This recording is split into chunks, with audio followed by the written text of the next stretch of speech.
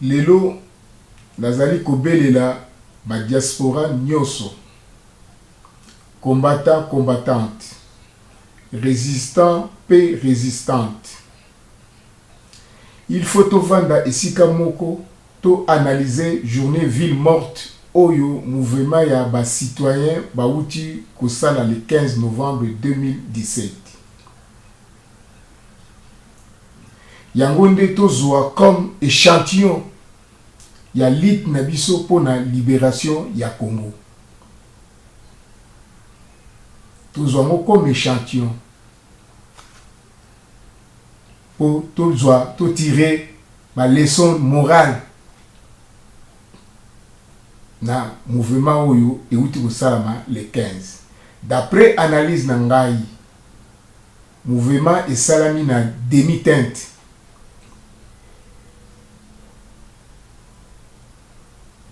Bato mingi babangi ba annonce oyo police pe gouvernement ya Kabila ba belelaki.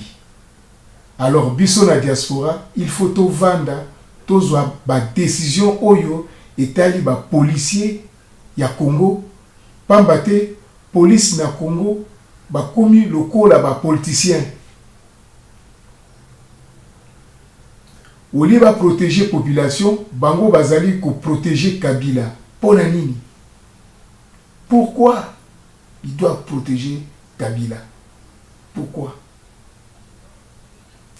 Nini ezali sima na bango? Pona na moni bango nyonso bazali ba Congolais pe bazali koloba lingala sans accent. Na moni Rwandais na kati wana te. Na yango nazali komituna na ndenge oyo persécution ezali kosalama na ba police na biso na ba soda na biso contre population. Est-ce que le 31 décembre 2017 tokokoka ko bengana Kabila? Au peuple azo kokate. Eza komonana. Tomi kosamate Zimbabwe ezali infiltré.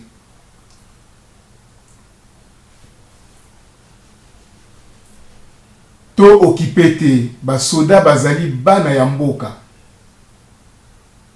Départ ya président Robert Mugabe eti ya biso na distraction te. Biso tozali occupé.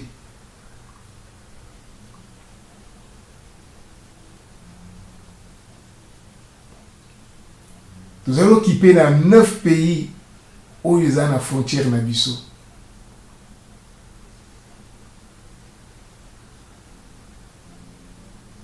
Kabila n'est pas encore lâché par les Occidentaux. Il est toujours soutenu par les Occidentaux. Les États-Unis, l'Amérique, la Chine, l'URSS même, et le pays d'Afrique, donc la communauté internationale. D'ailleurs, on a financier et la mafia de toutes sortes. Tout ça comme on a ba chinois, baza ko yiba mabaya, ba bwana biso.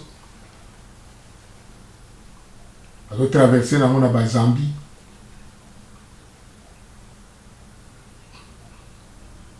Ba mine bima partout. Ba cobalt, izo ko bunga, bazo ko benda yango. Ce qui totali na côté ya ba opposition pour nangai na constaté une déficit de coordination.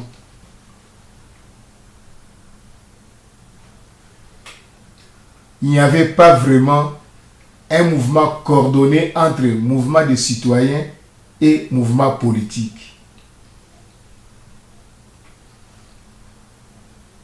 Tshisekedi a lancé un message que va soutenir Wango. Et Bamisusu, il y a au moins 500 partis d'opposition na kati ya Congo. Ceux qui 500 partis d'opposition ils sont là, pesaki mot d'ordre na batu na bango va soutenir mouvement ya ba citoyen. Il nga ko sala mas moko oyo polisi akwai kobanga. Mais nazo ka petit mususu na zando azolo ba ke ba manifestation ba journée ville morte na bango les talibango. Biso to kolia ngote bokonze pesa makana nzambe. Soki nzambe alobaki ke tokosala élection le 31 décembre tokosala. Soki nzambe pa alobaki ndenge wana te ke Kabila kovanda kaka wana akovanda. Mais voilà bon ndenge nini Kabila ko kende na ba idée ya ndenge oyo. Na biso bazo kubunda yozo kubunda te oza koloba biloba loba na tongo ville là qui morte tant comme na 14h banganda nyonso tout ba bar nyonso ya kisasa etondi ambiance zongi on dirait ba uti kokunda ba mutu ba yexiko yo ba panza matanga. Combattants, combattantes, résistants, résistantes. Le mouvement citoyen lutte pour le changement, Lucha et Filimbi, viennent d'organiser des manifestations à travers le pays pour protester contre le calendrier électoral qui prévoit la présidentielle le 23 décembre 2018 et demander le départ du président Joseph Kabila. Ces deux mouvements citoyens sont soutenus par le rassemblement de l'opposition. Il n'y a pas que seulement le rassemblement de l'opposition qui est au Congo. Non, il y a plusieurs partis politiques au Congo, mais pourquoi seulement rassemblement? Donc, Bamissou baza na bango bien ou baza ko monate que peuple aza ko kufa. Difficulté énorme pour le rassemblement.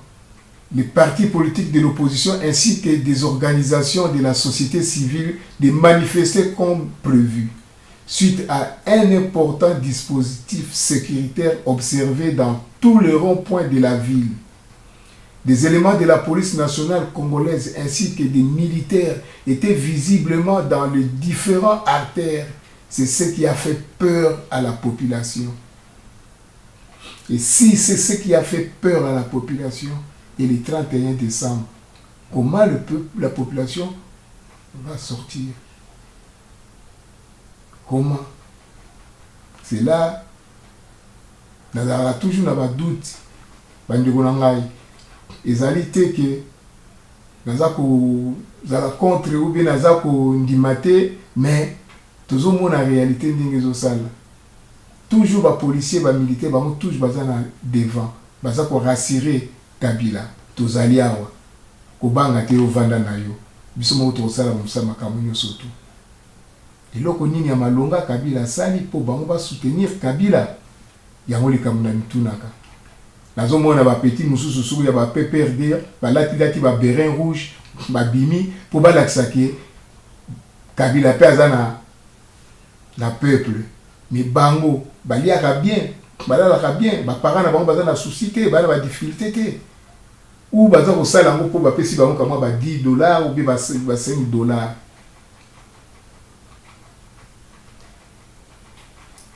Pour empêcher la manifestation, ces éléments de l'ordre ont été déployés dans tous les coins chauds de la ville. Alors, nazako mituna. L'inconscience ou soumission, il y a PPRD et ses acolytes. Ces acolytes netiba Tibala na Olengankoi, le même jour babimi pour balaksake ville morte ezali eloko pamba baketi ko somba lipa et pas ya mama moko ko basombi mapa et bato ebele balangi bango ba ko soutenir bango bazo ko applaudir bango tout ça là. Mais ndenge nini communauté internationale a komona ke peuple aza d'accord na Kabila te. Bakomona ke peuple mususu balingi Kabila, peuple mususu balingi Kabila te pona miso ya ba occidentaux ou ba communauté internationale bakomona neti ezali moitié pasi mingi pona to na babiloko. Et dans l'acte état, la majorité salue l'échec de la journée ville morte. Majorité a bengango échec. Atundu Liongo a salué la grande maturité du peuple congolais face aux opérations téméraires et intempestives des villes mortes. Selon lui, la population congolaise dans son ensemble a superbement ignoré le mot d'ordre des villes mortes lancé par certains activistes en mal d'inspiration dans le seul but de contrecarrer les institutions et les initiatives du chef de l'État dans la normalisation de la situation politique de notre pays. Ça fait plus de 15 ans que Kabila a le pouvoir. Il a normalisé la politique du Congo. Les loyaux.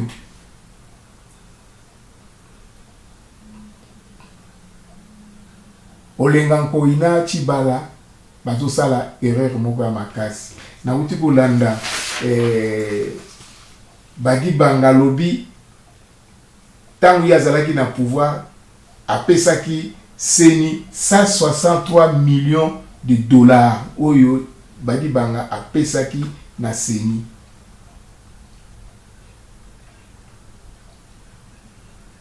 Tango alongwaki na pouvoir atikaki na kesi ya l'État 58 millions de dollars. Mbongo wana nyonso tu ekei wapi? Nani aza kokosa? Ye ou bien Tshibala? Ya yango Tshibala sombaki balopango.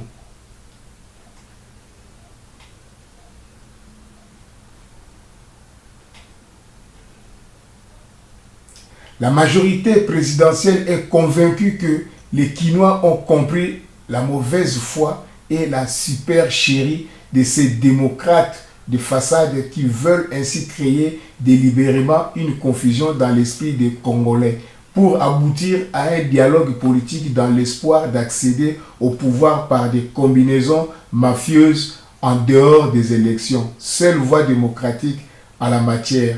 Mais ce qui va y avoir en 2016, il fallait l'élection salama. Pour l'élection salama en 2016.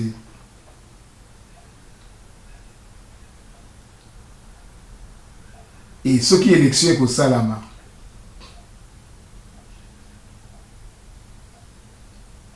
Nanga, recensement au sala. Est-ce que ça y est vrai? Contrôle nini ekosala na nanga po tozala sûr que vraiment élection ekosala mapenza recensement esalami na ndenge ya bien. Contrôle ni tangu olenga nkoi ye azali mpona 500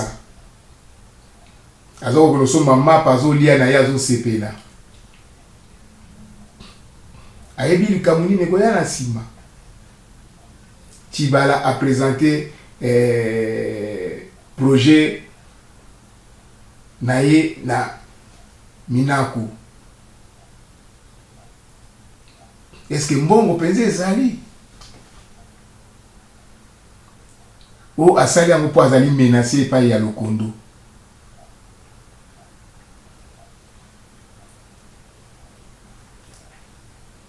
Emende ça n'a pas été un succès pour l'opposition et ses mouvements citoyens. Le porte-parole du gouvernement Lambert Mende considère que les manifestations qui ont eu lieu le mercredi 15 novembre organisées par le mouvement citoyen appuyé par l'opposition contre le calendrier électoral se sont soldées par un échec. La population s'est comportée différemment de l'attente des organisations des manifestations. Et la police, pourquoi va même ça qui va policier? Pourquoi va même ça qui va militaire? Pourquoi va kangi va tunsusu?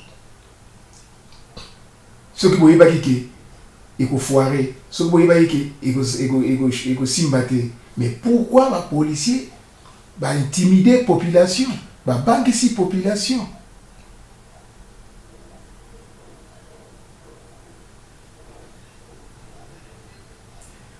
Selon Mende, ça n'a pas été un succès, c'était un échec.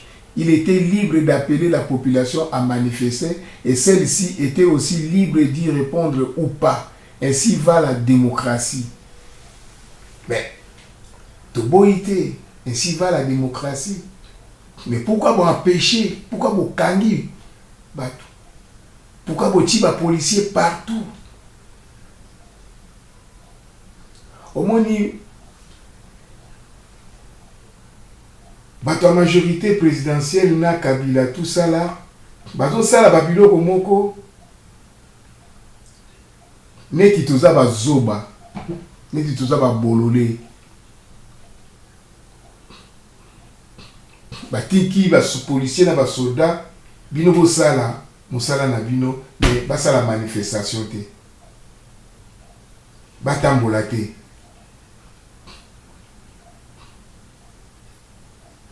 tango bato bazongi bakimi liwa bazongi na bandako bango babimi bali omoni eloko moko esalamaki ezali te. La soumission. Kabila est autoritaire et ne se soucie pas des libertés individuelles. Toute la majorité présidentielle soumise à son bon vouloir. Les Mendela, un père comme Mende, Kabila za mwana na yekoko na yekutu.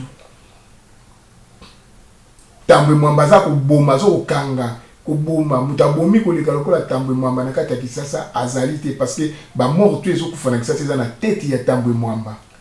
Famille eza na Belgique.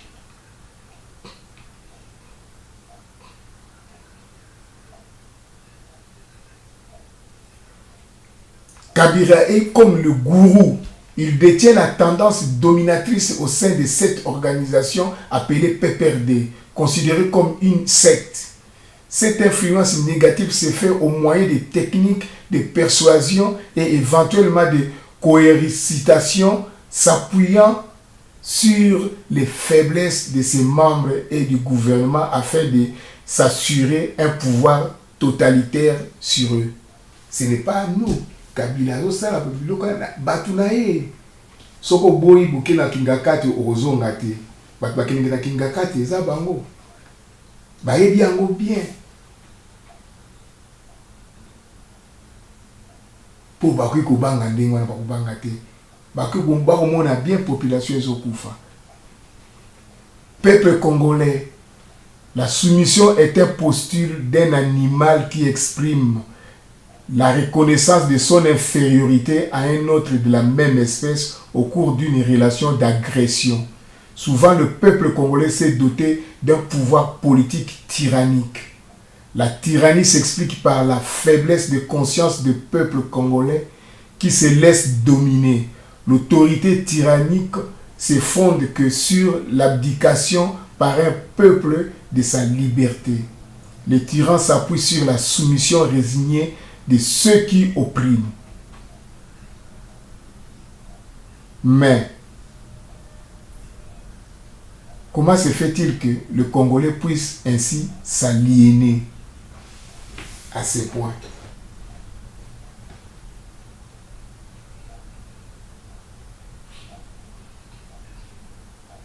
Tozokoka kolamuka te, tozokoka kodécider te kozwa décision moko ferme. Kwa mbiskade batu wana te.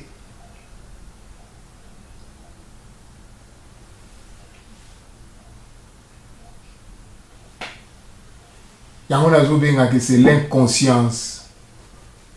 C'est l'inconscience. C'est quoi? Le peuple congolais a perdu connaissance et n'a plus conscience de lui-même ni du monde. Il y a l'absence de discernement du vrai et du faux. De sens de critique. Le peuple congolais n'en a plus. L'inconscience. Il faut toujours dans la conscience. Ce qui était Kabila Kozalawana, c'est Seko.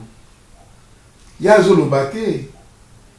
Les policiers vont au la place naïe, les militaires vont au la place naïe. Fidèle et pas inaïe.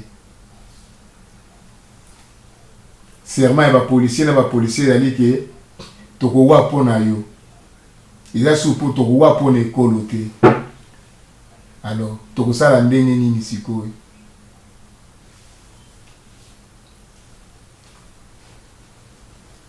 Vraiment, il est aveugle. Le sort du peuple congolais est à plaindre quand il est endoctriné précisément par ceux qui ont intérêt à les tromper. Et que ces agents devenus ses maîtres par le fait se constituent encore ses précepteur. C'est à peu près comme si un homme d'affaires était chargé d'apprendre l'arithmétique à celui qui doit vérifier ses comptes. Ah oui. Peuple congolais. Nous allons comprendre. Difficulté ni bozanango. Nous allons comprendre.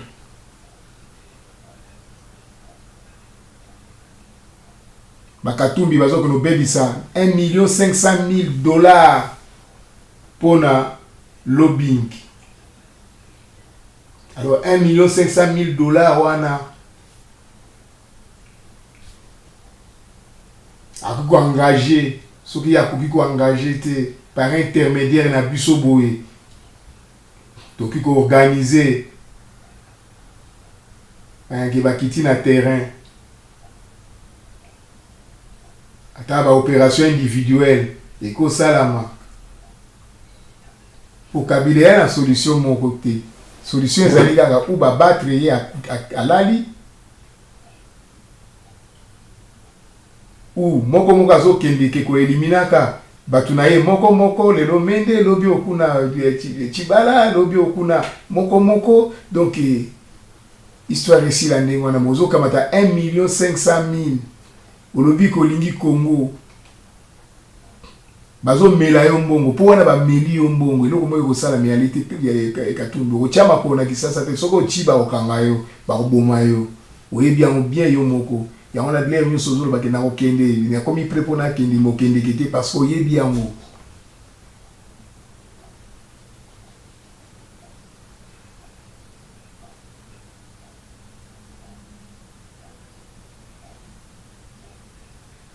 Le peuple congolais est tellement bête qu'il y a moyen de l'amuser avec des votations stupides.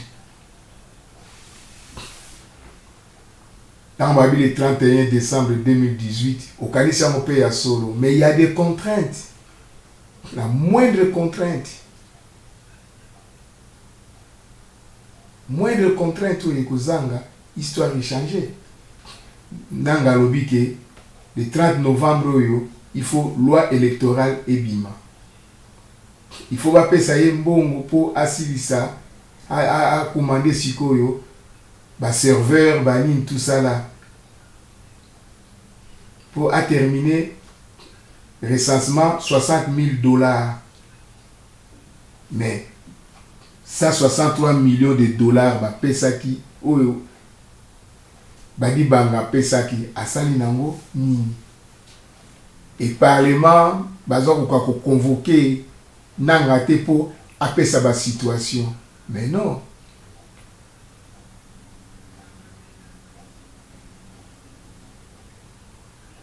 tinanga kozwa ba raison na ye abendani to balo condamner ce au parlement banini tout ça ba parti d'opposition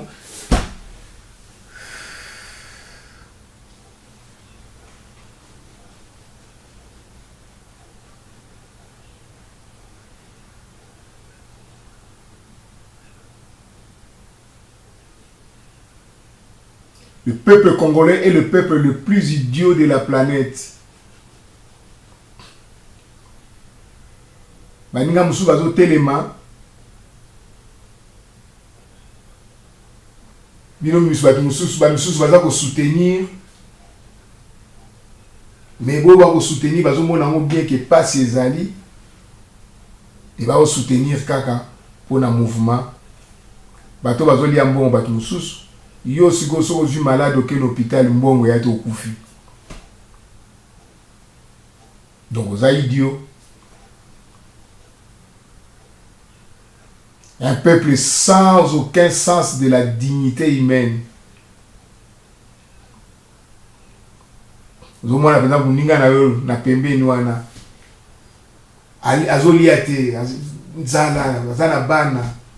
Mais yo lokolo kendeke batapi papi tambo tambe soki tambo ba Zakari vous vraiment ba miette et pas ya Kabila donc vous soutenir hier pour terroriser la population les autorités congolaises la police nationale et FARDC promettaient d'être sans pitié face aux manifestants.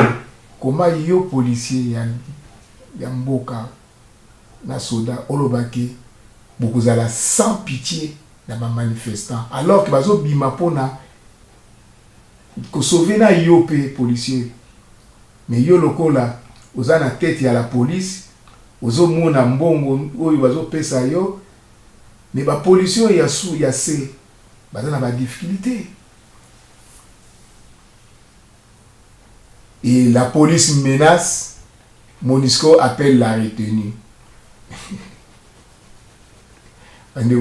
MONUSCO yo ils ont film mais ils ont tourner biso na Congo ou bayaki pena pour défendre biso. La MONUSCO a déployé ses soldats qui patrouillent dans la ville en vue d'assurer la sécurité des habitants.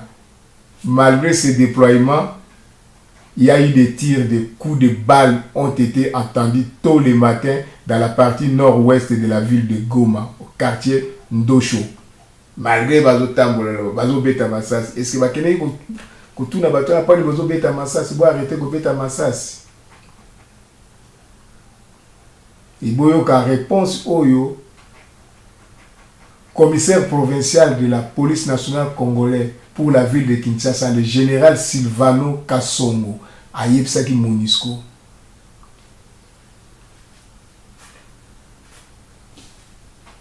Le Congo ne dépend pas de la MONUSCO. La RDC est un pays souverain. La police dépend des autorités politico-administratives et non de la MONUSCO. Nous respectons les ordres du gouverneur. Le gouverneur nous a donné l'ordre de disperser toutes les manifestations de demain. Tout attroupement de plus de 5 personnes sera dispersé et on le fera sans pitié. Kimbuta, un jour, Tozoayo Kaka. Un jour, Kimbuta, yo gouverneur eti. Nandimaki yango te ke mutu lokola yo Kimbuta okozala na makila na maboko na yo. Nandimaki yango te. Mais oza siko na makila na maboko na yo. Tu vas le payer. Na modèle na yo okoka ko supporter torture te. Mais oko subir yango okufa na torture.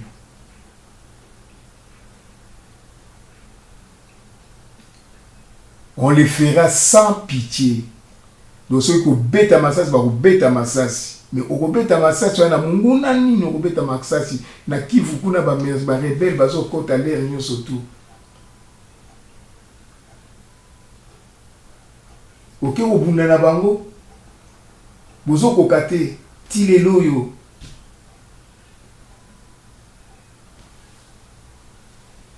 Mes chers compatriotes, peuple congolais, les droits de se rassembler et les droits d'organiser des réunions publiques sont inhérents à tout processus démocratique crédible, sauf au Congo. Et MONUSCO, Azaliwana, alors ça n'a rien.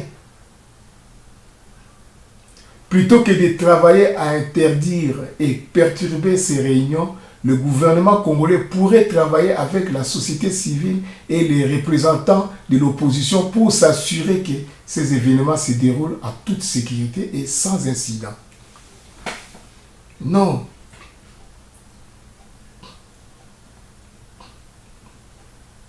Opposition ezali banguna benemi bakoki ko traiter na bangote. Boza kubanga kaka mutu moko Kabila. Donc Kabila wana za nani?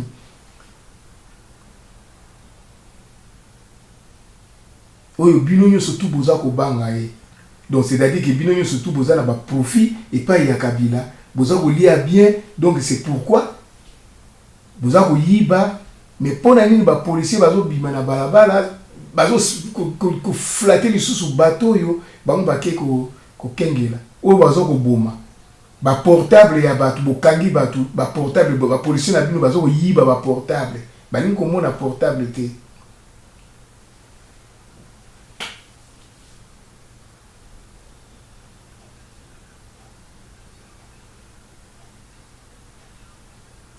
Nous continuons par ailleurs à encourager ceux qui organisent de telles réunions publiques à adopter une attitude non violente et à assurer que leur acte n'empiète pas sur le droit des tiers. Les autorités doivent s'abstenir d'un recours à la force excessive et sont susceptibles d'être tenus responsables de leur conduite, y compris à titre individuel. Ça, c'est la communauté internationale qui dit ça. Donc ça, c'est d'après la communauté internationale. Mais ça, biloba loba ya pamba. Ya biloba loba ya pamba. Bagoyoka. Et bon, ça la nini, réaction nini MONUSCO sur le terrain. Tant va bêter le peuple, la population massassi. Normalement, MONUSCO, il faut répliquer. Mais MONUSCO, il y a beaucoup de soldats qui sont banga liwa. Pour bayebi ki ba soldats ya Kabila bazali sans pitié. Ce que MONUSCO a mis qui va aussi les sabango.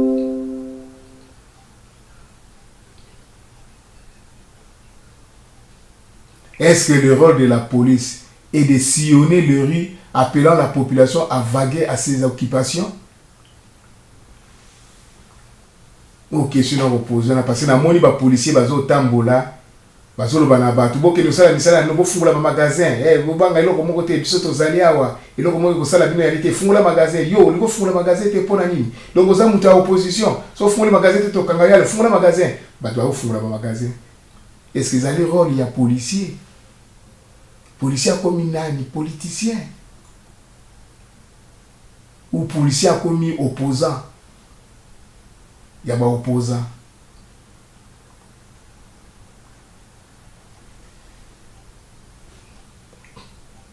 Menda lobby a échec.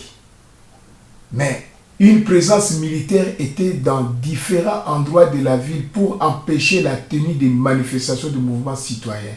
La police nationale congolaise avait interpellé 14 militants qui manifestaient au rond-point de la banque dans la commune rurale de Kasindi à Beni. Vous interpellez dans mon polani. Vous le dites qu'ils ont échec. Vous avez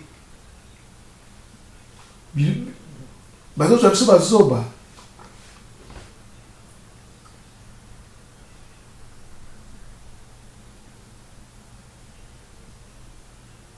muta okotela pe mende na kati ya bureau ni kuna basale makambo ekoki azate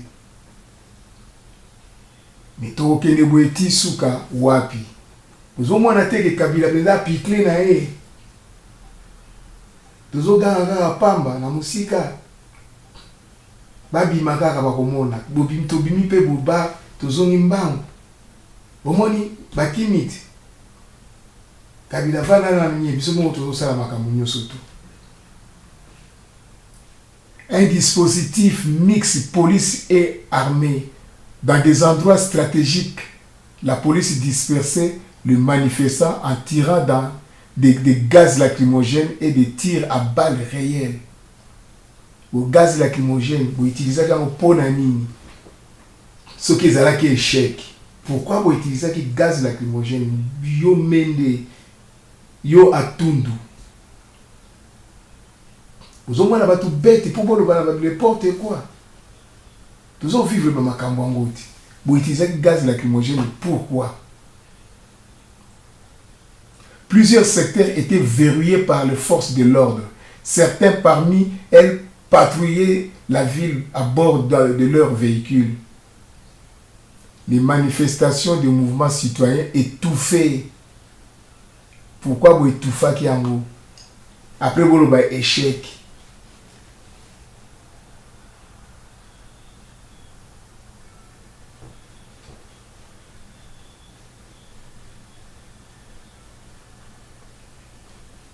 Les organisateurs de sit-in et journées ville morte accusent l'État congolais d'avoir étouffé leurs manifestations. Et tant que vous reconnaître que va étouffer manifestation à Bino, bon, le 31 décembre, et vous allez c'est pareil, il va étouffer en Okaka. Donc, tout tient monté le 31 décembre. Et là, comme vous avez malgré comme ça là. ya mwana do Kabila zo banga te azo biga le 31 décembre ba le babilo ba pam pam le 31 décembre 2018 peut to le kisango pe ba ko ba rien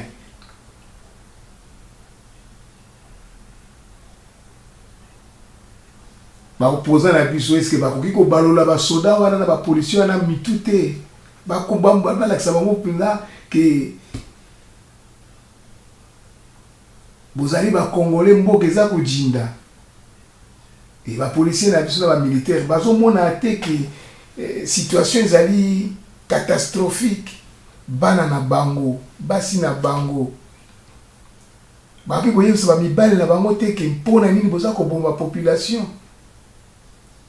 Biso moko toza na pasi.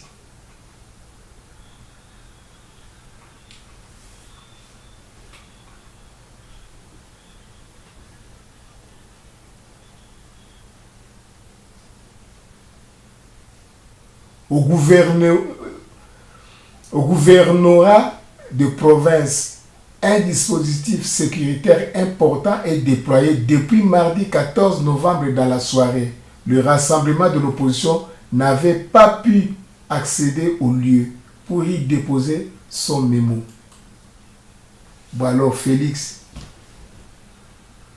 le 31 décembre Souka, vous quittez. Rassemblement ko quitter bozongi na memo na bino.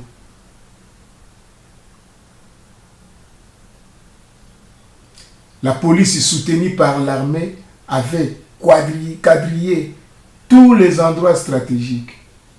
Ba rond-point, ba coin surtout. Yo zo kende wapi? Allez zonga kuna paf demi-tour. Ba si ba yebi ba kono saka na biso donc Babilo Kwango est découragé, combattante, diaspora, Boutala bien, Boutala Bengi Eza Makambozo de Kana Congo, la réalité, vérité Nango Yangoana, Bazo Kokate, To Sangana wa To Sansambongo, To Lukaba solution Mususu. Pour biso atoko tu ba tu peut tindi ba ki o sai la misala wana bazale belé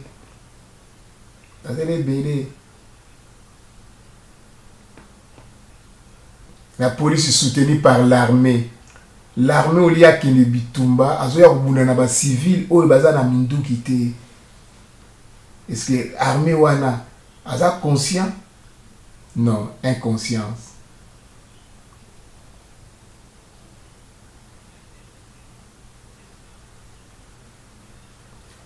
Les forces de l'ordre ont dû user des grenades lacrymogènes pour disperser les manifestants. Des sources officielles parlent de 5 personnes interpellées par la police. Un chiffre qui pourrait être plus élevé. Surtout si 14 Oyaloucha Bakani na Kivu. Tout comme déjà na 19. Bon, il y a Bamonité. Au petit ou à Betty Massas na Kisasa.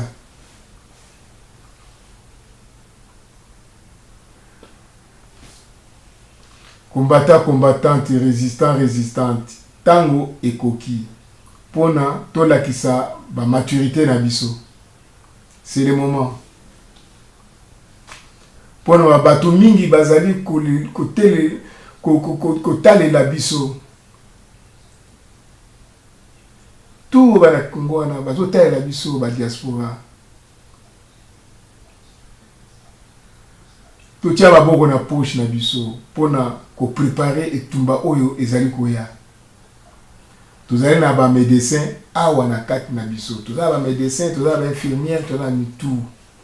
Ce qui mbongo ezali to préparer ba trousseau de sécurité, de secours pour ba blessé par balle ba kozala. Ba mai, ba damage, ba sandwich, ba biloko moko ndengwa na il faut to luka moyen ya to sala biloko wana po soki babima pona kotelema même pendant une semaine. Soki za babimi bakimi mobulu. Pe mbongo mususu ekotikala batoyo bako protéger population. Tokoki kozwa bango biso moko à partir ya so to organiser bien. Bon, on a montré que même après la poto va infiltrer tout ça là, mais non, il y a les camboussous, il y a pour bon maté, il y a les camboussous ça ma vie à vie.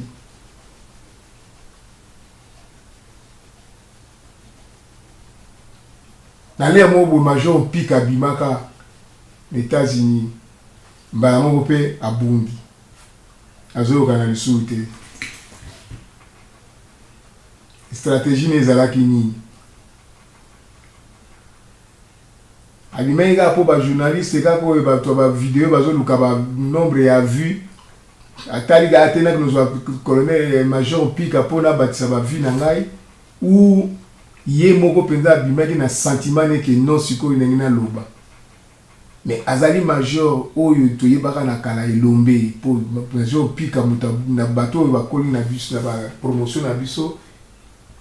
Bato na biso to akumisaka ezaki ba major pique mobali ya piko. Tanga telema ki abimi a lobby pour nanga na mona ki a makambo ni changer sikoy bala moko pi alimo ya katumba soki ya katumba azali wapi abimaki na mouvement moko boye ba Monisco a frappé to ka kalisu rien